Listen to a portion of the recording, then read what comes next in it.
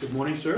Good morning, Daryl Perry, CEO of Lobby LLC, and I'm the complete opposite of the lobbyist that Representative Silver warned you about. I'm actually in support of this bill, or constitutional amendment.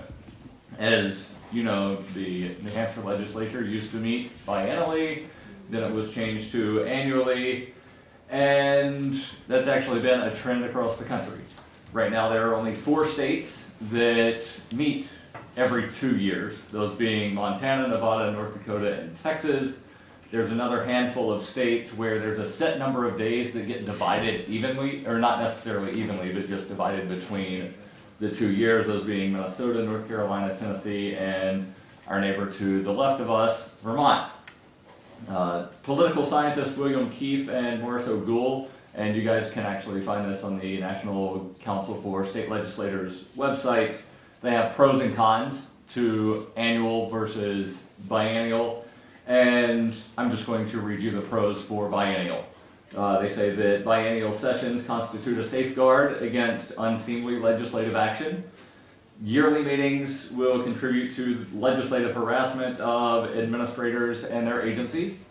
The interval between sessions, and this is what I find to be very important, can be put to good use by extending the time for study committees.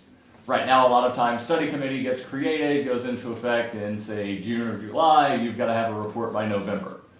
By meeting every 2 years instead of every year, you can then have more time to actually study, come up with good ideas to hopefully repeal some bad laws. The biennial session also affords you more time to connect to your constituents, find out what the constituents actually want, instead of session, session, session, introduce bills, session, session, re-election.